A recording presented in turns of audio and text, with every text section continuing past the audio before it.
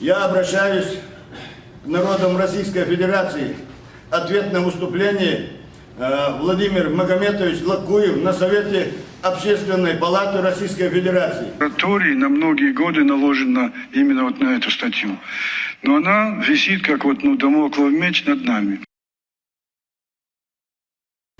На состоявшемся 29 января сего года заседании Совета Общественной палаты Российской Федерации прозвучало выступление представителя от Северной Осетии Владимира Магометовича Лакуева. То, что мы услышали из уст этого так называемого общественного деятеля, иначе никак ахинеей назвать сложно. При этом выступлении убеленного сединой человека было полно лжи и лицемерия. Попросив слова, сей общественный деятель произнес речь, имеющую очень отдаленное отношение к повестке заседания. Кроме того, свое заумное выступление господин Лакуев построил так, что мало кто смог понять, что он в итоге хотел сказать. Начал он говорить о многонациональном и законопослушном осетинском народе, который якобы никогда против государственной власти не действовал, но при этом забыл про бунт осени 1981 года, забыл про поддержку властями и осетинским народом государственного переворота ГКЧП, забыл упомянуть про устроенный Галазовщиной геноцид против ингушей в 1992 года.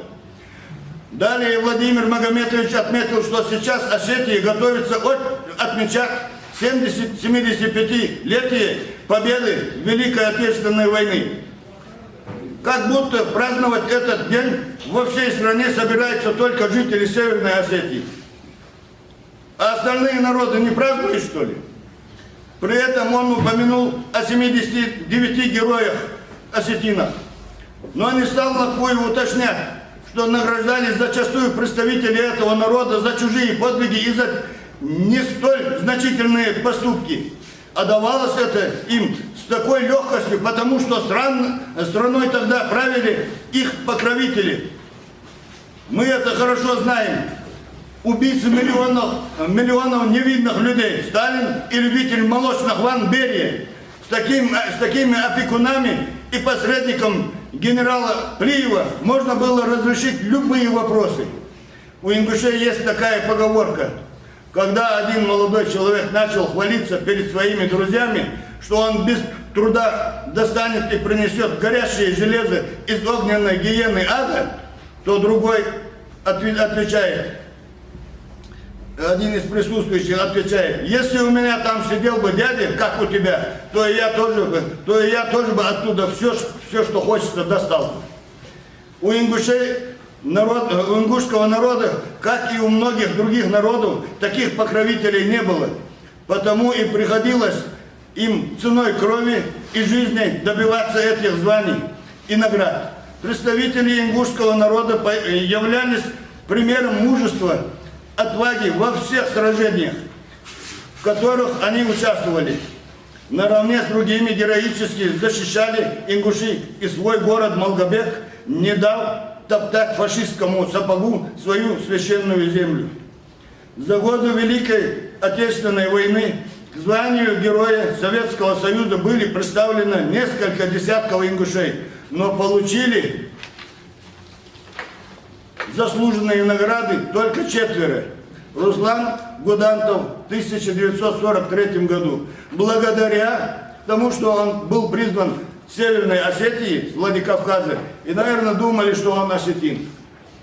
Аздоев Мурат Ахмедович, Ширвани Устарханович Костоев и Ахмед Татарханович Мальсагов. Восстановить историческую справедливость в отношении даже этих 3 человек удалось только через 6 десяток лет. И это благодаря авторитету и мужеству первого президента Ингушетии Руслана Султановича Аушева. Это тот Аушев, про которого опять же забыл упомянуть господин Лакуев, когда говорил об исландской трагедии. Именно мусульманин, ингуш, герой Советского Союза Руслан Аушев вызволил в сентябре 2004 года 26 детей и женщин из числа заложников.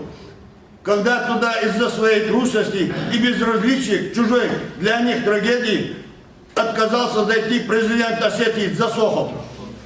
И не нашелся ни один из тех многочисленных героев, о которых с такой гордостью говорил Лакуев. А представьте себе, сколько жизней можно было спасти, если каждый из имевшихся у них героев спас бы по 26 человек. Но про это, конечно, сей господин не сказал ни слова. То ли памяти нет, то ли совести.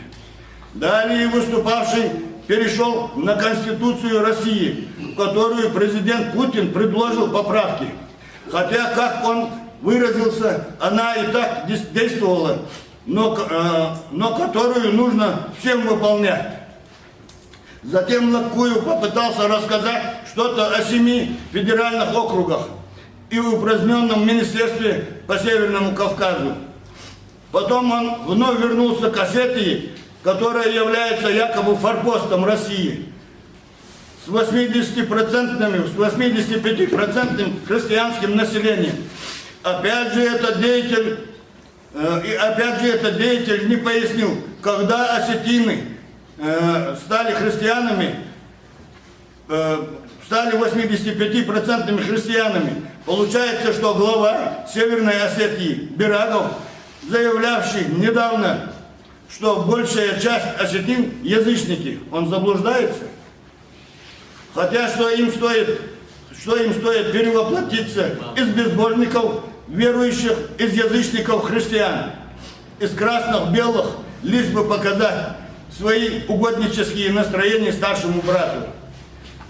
Выступающий также отметил, что форпост окружают Грузия, республики Закавказье, что рядом находится ИГИЛ, запрещенная в России террористическая организация, и мусульманское сообщество. Рассказал он и о том, что в Осетии за 25 лет было осуществлено 17 террористических актов, в том числе и нападение на школу, что они до сих пор боятся терактов со стороны соседей, что есть статья в чьих-то конституциях, нацеливающие молодежь на агрессию. Это абсолютная неправда.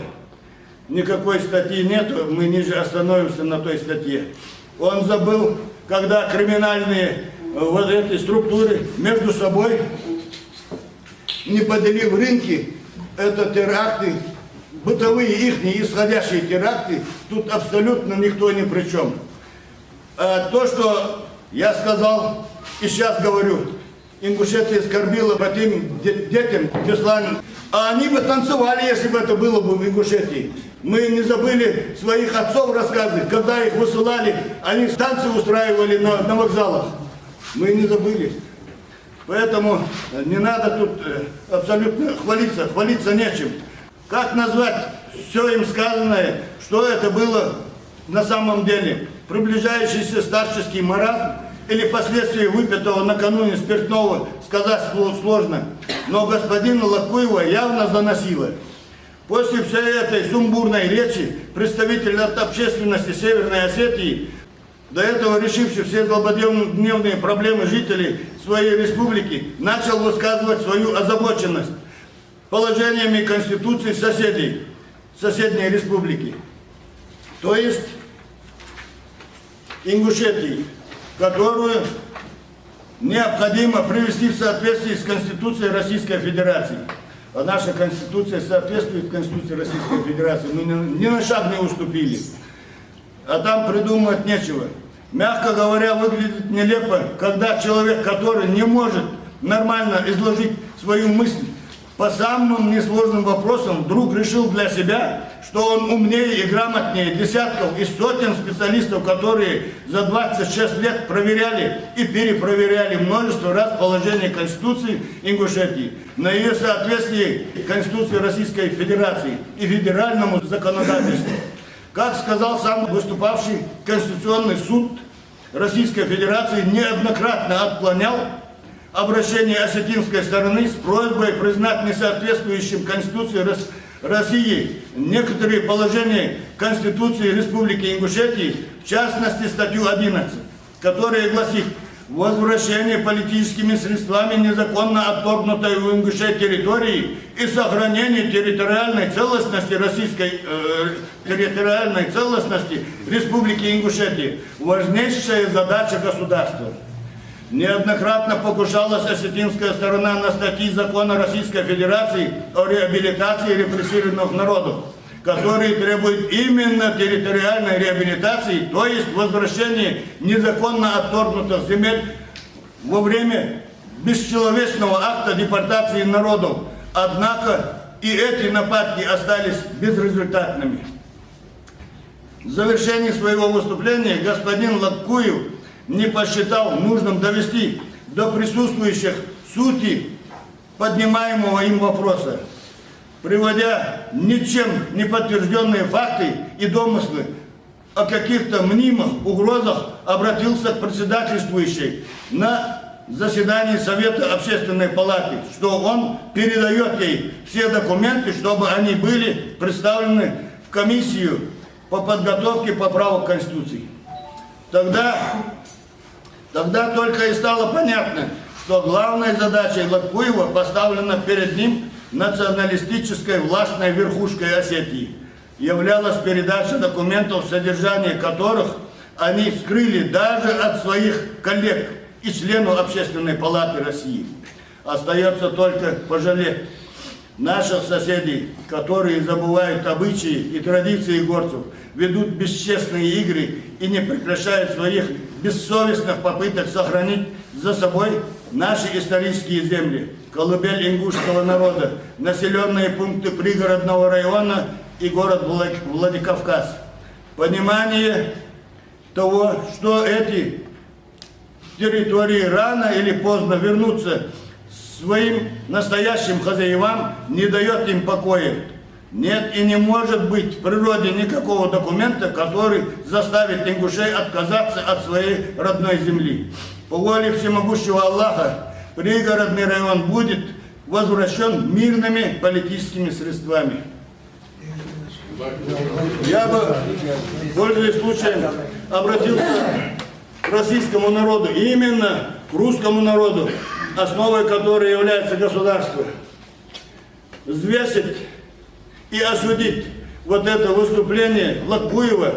Вы и ингушский народ знаете, и осетинский народ, и кавказские нации знаете. Поэтому я на суд российского народа выношу это предложение. Убедительно вас прошу.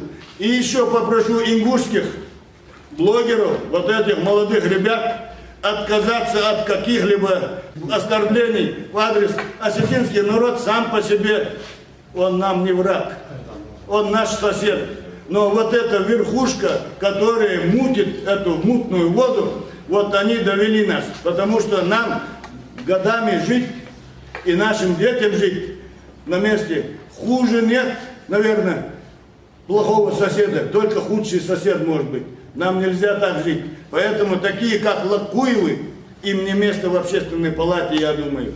Старики должны быть миролюбивые, консолидировать народ, а они сеют зло. Спасибо за внимание.